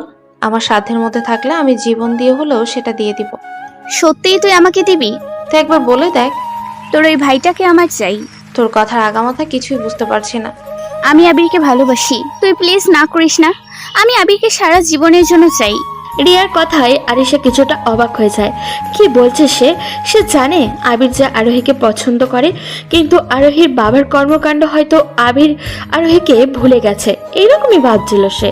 তখন রিয়া বলে উঠল, দোস্ত কি হলো? প্লিজ না করিস না, আমি আবিরকে ছাড়া বাঁচবো না। তুই চিন্তা করিস না, আমি আমার দিক থেকে সব করব। কিন্তু আবির কি রাজি হবে? ও আমাকে বলেছে ও একটা মেয়েকে নাকি পছন্দ করে, কিন্তু কখনো বলেনি। তুই প্লিজ ওকে বুঝা, তোর কথাও মানবে। ওকে ছাড়া আমি বাঁচবো না, আমি ওকে বড্ড ভালোবাসি রে। কবে থেকে এতটা ভালোবাসলি রে আমার ভাইটাকে? সেই প্রথম দিন, যেদিন তোর ভাইকে আমি দেখেছিলাম, সেই দিন থেকে একটা অস্থিরতা কাজ করছিল। তোকে কোনোদিন বলিনি, এখন যখন দেখছি ও আমার থেকে হারিয়ে যাবে, তখন তোকে বললাম। আচ্ছা, আবির আসলে আমি কথা বলবো ওর সাথে, ও আমার কথা নিশ্চয়ই মানবে। থ্যাংক ইউ দোস্ত, থ্যাংক ইউ সো মাচ। বলে রিয়া আরিশাকে জড়িয়ে ধরে লাফানো শুরু করে, কিন্তু আরিশার মনে ভয় কাজ করছে। আবিরকে কি বলবে সে? ওদিকে আবির দোকানে বসেছিল। তার দোকানের নামটা পুরো মোটামুটি এই এলাকায় ছড়িয়ে পড়েছে কম দামে স্বাস্থ্যসম্মত সুস্বাদু খাবারের জন্য। বিশেষ করে তার বোনের হাতে বানানো সেই মিষ্টির কথা তো সবার মুখে মুখে। আবির দোকানেই বসেছিল, তখন একটা গাড়ি এসে তার দোকানের সামনে থামে। গাড়ি থেকে একজন মধ্যবয়সী ভদ্রলোক বেরিয়ে আসলেন, এসে আবিরের সামনে দাঁড়িয়ে বলতে শুরু করলেন, হ্যালো, আপনি কি মিস্টার আবির? জি স্যার, বলুন। আমি আবির। আমি RM সুইটস কোম্পানির মালিক। পুরো দেশে আমার 70টার বেশি আউটলেট আছে। তোমার মিষ্টির নাম ডাকে এলাকায় অনেক শুনেছে, আমি নিজেও একবার টেস্ট করে দেখেছি। এখন কথা হচ্ছে তুমি আমার ছেলের বয়সী, তাই তুমি করেই বলছি, মাইন্ড করছো না তো? না না স্যার, এসব কি বলছেন? আপনি আমার এখানে পা রেখেছেন, এটাই আমার সৌভাগ্য। এমন বলতে নেই, শোনো যেটা বলছিলাম, যে কেউ বড় হতে গেলে তার পেছনে একটা সাপোর্ট প্রয়োজন হয়। তোমার মিষ্টির কোয়ালিটি অনেক ভালো, কিন্তু তোমার কোনো মার্কেট ভ্যালু নেই। আমি তোমার সেই সাপোর্ট হতে চাই। আমার মাধ্যমে তোমার এই প্রতিষ্ঠানকে আমি সবার মাঝে ছড়িয়ে দিতে চাই। স্যার, সেটা কি করে সম্ভব? দেখো বাবা, তোমার মতো তরুণ উদ্যোক্তা অনেক আছে, তবে তোমার যেহেতু সেই কোয়ালিটি আছে, তাই আমি চাই তুমি এখানে ব্যবসার পাশাপাশি আমাদের কোম্পানিতেও মিষ্টি দিবে। প্রথমে আমি আশেপাশের আউটলেটগুলোতে সেটা সেল করব, যাই হবে তা 50-50। এর সাথে তোমাকে আমরা মানুষের সামনে পরিচিত করব। আমার কোম্পানির আউটলেটে সেল হলেও আমরা তোমার মিষ্টিতে তোমার কোম্পানির নাম ব্যবহার করব। এতে করে তোমার প্রতিষ্ঠানও মানুষের কাছে পরিচিত হবে। তবে শর্ত হলো তুমি আমাদের ছাড়া অন্য কারোর সাথে কাজ করতে পারবে না। স্যার, আপাতত আমার কাছে তো কোনো টাকা নেই, কিন্তু আপনি যদি বলেন, আপনার প্রথম কথাই আমি রাজি আছি। আমি আপনাকে আমার প্রোডাকশন অনুযায়ী যতটুকু সম্ভব মিষ্টি সাপ্লাই দিব। প্রথমেই তো বিশাল পরিমাণ দেওয়া সম্ভব না, কারণ ওই পরিমাণ লোকজন বা আর্থিক অবস্থাও আমার এই ছোট্ট প্রতিষ্ঠানে নেই। ওকে, তাহলে তুমি চাইছো আমি তোমাকে অ্যাডভান্স করি, তাই তো? অনেকটা সেরকমই। যদি আপনি আমাকে আর্থিকভাবে একটু সহযোগিতা করেন, তাহলে আমি আমার প্রোডাকশনের পরিমাণ বাড়াতে পারবো। তবে পুরো অ্যাডভান্সের মাল আমি একসাথে দিতে পারবো না। আপনি যেই টাকা অ্যাডভান্স করবেন সেটা থেকে কেটে কেটে মাল সাপ্লাই দেব। যদি বিশ্বাস করতে পারেন তাহলে আমি কাজ করতে রাজি আছি। হ্যাঁ, ভালো কথা। আমি তোমাকে ক্যাশ 10 লক্ষ টাকা অ্যাডভান্স করবো। এখন এই এলাকায় আমার 4টা আউটলেট আছে, তুমি প্রতিদিন 20 কেজি করে মিষ্টি দিবে। আমার কোম্পানির গাড়ি প্রতিদিন সকালে তোমার এই দোকানে আসবে। ওকে স্যার, ধন্যবাদ। আমি কথা দিচ্ছি সময় মতো সব পেয়ে যাবেন। আবির টাকাগুলো পেয়ে যেন আকাশের চাঁদ হাতে পেল। সে তাড়াতাড়ি করে বিজয়কে দোকানে বসে বাড়ি চলে আসলো। আসার সময় মিষ্টি বানানোর সব উপকরণ নিয়ে আসলো, সাথে 2জন লোকও ঠিক করে রাখলো তার বোনকে হেল্প করার জন্য। আবির যখন দরজায় নক করলো, তখন তাড়াতাড়ি করে রিয়া এসে দরজা খুলে দিল। আবিরকে এত বাজার নিয়ে আসতে দেখে রিয়া কিছুটা অবাক হয়ে যায়। ওদিকে আরিশা কিচেন থেকে তাড়াতাড়ি করে বেরিয়ে এসে এই অবস্থা দেখে বলে, কিরে আবির, এত সব বাজার কিসের জন্য? দোকানের জন্য তো যথেষ্ট বাজার আছে, তাহলে কেন এত টাকা খরচ করতে গেলে? আবির দৌড়ে গিয়ে তার আপুকে জড়িয়ে ধরে বলে, আপু, এসব দিয়ে আর হবে না। আমি অনেক বড় একটা অর্ডার পেয়েছি। আজ একজন লোক এসেছিলেন, ওনার অনেক বড় কোম্পানি আছে। উনি বলেছেন যদি ওনার সাথে কাজ করি তাহলে আমাদের মিষ্টির নাম ডাক পুরো শহরে ছড়িয়ে পড়বে। ওনার সাথে ডিল হয়েছে, উনি অ্যাডভান্স 10 লাখ টাকা দিয়ে গেছেন। কাল থেকে তোমাকে আরো পরিশ্রম করতে হবে, আর তোমার হেল্প করার জন্য 2জন লোক আমি ঠিক করে দিয়েছি। তারা কাল সকাল সকাল চলে আসবে। তুই কি সত্যি বলছিস আবির? হ্যাঁ, সত্যি। এই নে তোর টাকাগুলো। বলেই আবির 10 লক্ষ টাকা এগিয়ে দেয় আরিশার দিকে। আরিশা টাকাগুলো হাতে নিয়ে কান্নায় ভেঙে পড়ে। আবিরকে জড়িয়ে ধরে কান্না করতে করতে রিয়াকে বলে, দেখেছিস রিয়া, আমার ভাইটা কত বড় হয়ে গেছে। এখন সে 10 লক্ষ টাকা ইনকাম করতে পারে। তা তো দেখছি। শুধু আপুকে জড়িয়ে ধরছে, আমি তো কেউ না। আবির এসে রিয়াকে জড়িয়ে ধরে বলে, আপু, তুমি না থাকলে তো এসব কিছুই সম্ভব হতো না। থ্যাংক ইউ সো মাচ আপু। ওদিকে আবিরকে জড়িয়ে ধরে আরিশা চোখ টিপ দিল রিয়া।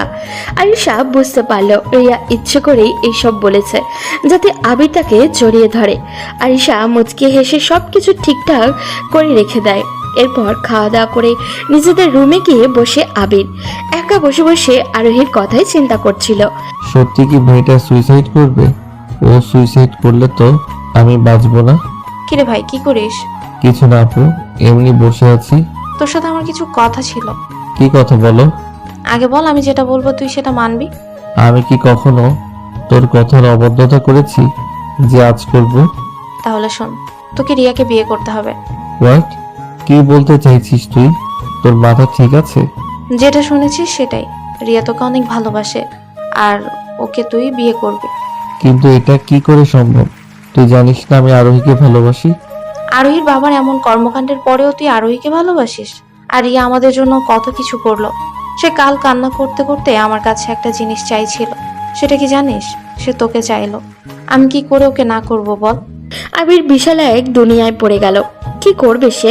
একদিকে আরোহীর পাগলামি আর অন্যদিকে তাদের এত বড় হেল্প করা একজন মানুষ। আবির মাথায় হাত দিয়ে বসে পড়ে। কি হলো ভাই, কিছু বলছিস না যে? আচ্ছা আপু, আমি তোমাকে ভেবে জানাবো।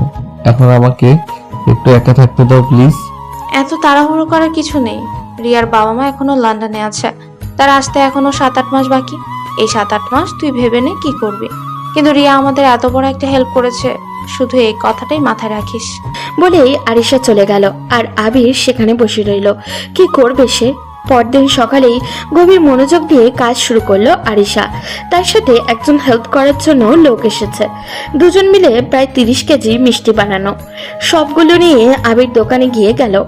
সেখানে গিয়ে দেখলো ওই কোম্পানির লোকটা এসে গেছে। তাকে 20 কেজি মিষ্টি দিয়ে 10 কেজি নিজে বিক্রি করার জন্য রাখলো। আবির অ্যাডভান্সের টাকা পাওয়ার থেকে আরেকটা দোকান খুলেছে, সেখানে বিজয় বসবে। সব মিলিয়ে আবিরের ব্যবসা এখন জমজমাট ভাবেই চলছে। বিকেলের দিকে আবির দোকানে বসেছিল, তখন আরোহী আসলো। আরোহীকে দেখে কিছুটা কষ্ট অনুভব করলো আবির। আরোহী কেমন জানি কালো হয়ে গেছে, চোখের উপরে কালো দাগ পড়েছে। আরোহী চুপচাপ আবিরের কাছে এসে বলল, আবির প্লিজ এরকম করিস না, তোকে ছাড়া আমি বাঁচতে পারছি না, আমি মরে যাব আবির। আরোহী প্লিজ, আমি তোমার পায়ে ধরছি, প্লিজ ওখান থেকে চলে যাও। আমাকে স্বাধীনভাবে চলতে দাও। তুমি তোমার বাবার বিশাল সাম্রাজ্যে আরামায়েশে থাকো। তুই এটা কি করে ভাবলি? তোদের যে লোকটা বের করে দিয়েছে সেখানে আমি আরাম আয়েশে থাকবো? তোর কি আমাকে এতটাই স্বার্থপর মনে হয়? এখন তুই কি চাস? সারা জীবন আমি যেটা চেয়ে এসেছি, আমি তোকে ভালোবাসি, তোকেই চাই। জীবনে প্রথম আরোহীর মুখ থেকে ভালোবাসার কথাটা শুনে সুখের বদলে ভিতরটা ফেটে যাচ্ছিল তার। ভাঙা কণ্ঠে বলল, দেখ আরোহী, তুই যেটা চাইছিস সেটা কিছুতেই সম্ভব নয়। আমার অন্য জায়গায় বিয়ে ঠিক হয়ে গেছে। কি বললি? আরেকবার বলে দেখ, আমি এখানেই সুইসাইড করব। দেখ আরোহী, পাগলামি করিস না। তুই যেটা চাইছিস সেটা সম্ভব না। এখনই আমার রেস্টুরেন্ট থেকে বেরিয়ে যা। না, যাব না। আমি এখানে কফি খেতে এসেছি, কফি দে। আমার এখানে কফি নেই। তাহলে মেনুতে কেন কফি লিখে রেখেছিস? ছিল, শেষ হয়ে গেছে। এত তাড়াতাড়ি? আচ্ছা তোর তো ব্যবসা ভালো চলছে, তুই আমাকে বিয়ে করে নে, এরপর তুই আর আমি আপু একসাথে থাকবো। বোন তোর পায়ে ধরি, আমি কফি দিচ্ছি, খেয়ে চলে যা। আরোহী হেসে একটা টেবিলে গিয়ে বসে আবির কফি এনে আরোহীকে দিয়ে নিজের চেয়ারে গিয়ে বসে। আরোহী কফি খাওয়া বাদ দিয়ে শুধু আবিরের মুখের দিকে তাকিয়েছিল। আবির তুই কি বুঝিস না আমি তোকে আপন করে পেতে চাই, তোর ভালোবাসার সাগরে আমি ডুবে থাকতে চাই, কিন্তু তুই তো বুঝিস না। কেন আবির, কেন? আবির আর চোখে আরোহীর দিকে তাকিয়েছিল, বুকটা ফেটে যাচ্ছে তার। আরোহীর সামনে এই জন্য সে বসতে চায় না। আবির উঠে গিয়ে আরোহীকে বলে, তোর তো কফি শেষ, এখানে বসে কি করছিস? চলে যা। আমি আবার খাবো। ফাইজলামি করার জায়গা পাস না, ওঠ এখান থেকে। আজকে চলে যাচ্ছি, কিন্তু কাল আবার আসবো, তখন দেখবো কি করে আমাকে ফিরিয়ে দিস। আরোহী চলে যায়। আবির আরোহীর চলে যাওয়ার দিকে তাকিয়েছিল। ওইদিকে আবিরের মিষ্টি দুপুরের আগে স্টক শেষ হয়ে যায় ওই কোম্পানিতে। লোকটা তাড়াতাড়ি করে আবিরের কাছে আসে। আবির কালকের ওই লোকটাকে দেখে কিছুটা ভয় পেয়ে যায়, তার মিষ্টিতে কিছু হলো কিনা এই টেনশনে। কি হয়েছে স্যার, কোনো সমস্যা? বিশাল সমস্যা, তোমার মিষ্টি তো পুরো বাজিমাত করে দিয়েছে। তুমি আমার সাথে কাজ করো, তুমি যত টাকা করেছো আমি দিব। আচ্ছা স্যার, আপাতত যেভাবে দিচ্ছি সেভাবে চলুক, আগামীতে দেখা যাবে কি করা যায়। তাহলে তুমি অন্য কারোর সাথে কন্ট্রাক্টে যাবে না। এই 20 লাখ টাকা রাখো, কাল থেকে প্রতিদিন 100 কেজি করে মিষ্টি দিবে আমাকে। ওকে স্যার, আমি সব ব্যবস্থা করছি, কাল থেকে 100 কেজি করেই পাবেন।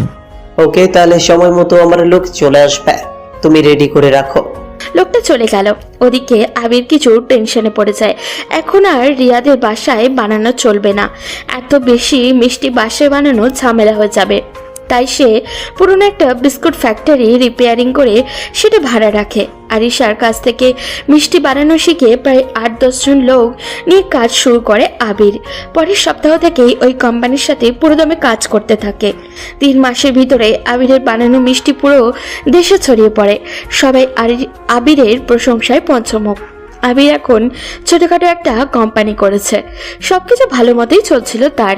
এদিকে যেমন আবির একের পর এক উন্নতি করে চলছিল, অন্যদিকে তার চাচা আর রাকিব চৌধুরী একের পর এক অবনতির দিকে এগোচ্ছিলেন। মন্ত্রিত্বের পদ হারিয়ে তিনি এখন বিশাল এক মাতালে পরিণত হয়েছে। টাকার জন্য বারবার আরোহীর মাকে মারধর করতে থাকেন। হয়তো এগুলো আবিরদের সাথে অন্যায়ের ফল। আবির তখন তার চাচার এসব করুণ পরিস্থিতি দূর থেকে দেখছিল আর হাসছিল।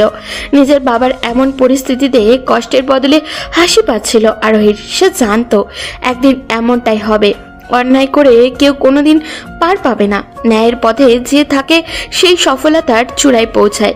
ব্যাংক লোনের কারণে বারবার চাপ দেওয়া হচ্ছিল রাকিব চৌধুরীকে, কিন্তু কিছুতেই তা পরিশোধ করতে পারছিলেন না সে। এরপর ব্যাংক সবকিছু নিলামে তোলে, সিদ্ধান্ত নেয়।